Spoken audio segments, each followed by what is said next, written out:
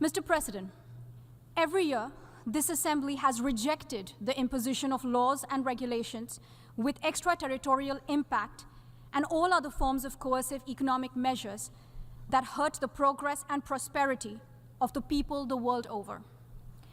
Last year, 187 member states voted in favor of Resolution 78/7, expressing their strong support to lifting of the embargo. The General Assembly has also called upon all states to refrain from promulgating and applying, and to repeal and invalidate laws and measures that have extraterritorial effects affecting the sovereignty of other states, in conformity with their obligations under the UN Charter and international law.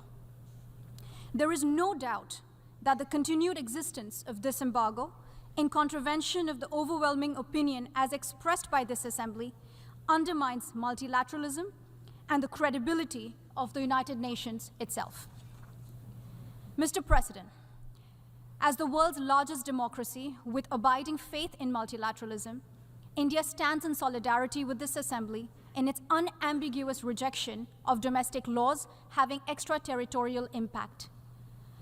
Such embargoes have the effect of impeding the full achievement of economic and social development by the population of the affected country, in particular, women and children. They also hinder the full enjoyment of human rights, including the right to development, food, medical care, and social services, among other things. India has consistently opposed any unilateral measures by countries that impinge on the sovereignty of another country. As in the 2030 Agenda for Sustainable Development, the recently adopted Pact for the Future has also strongly urged states to refrain from promulgating and applying unilateral economic measures not in accordance with international law and the Charter of the United Nations that impede the full achievement of economic and social development, particularly in developing countries.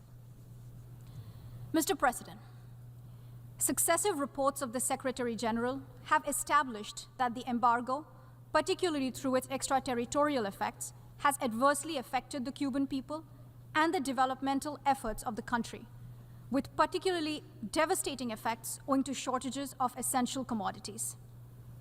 The continued embargo would severely impact Cuba's ability to implement the 2030 Agenda in the 6 years that remain.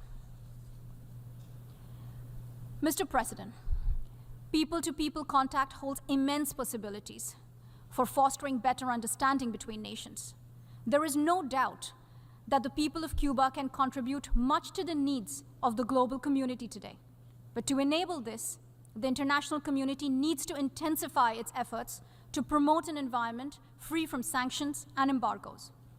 India hopes that the embargo will be withdrawn at the earliest and supports the draft resolution moved by Cuba.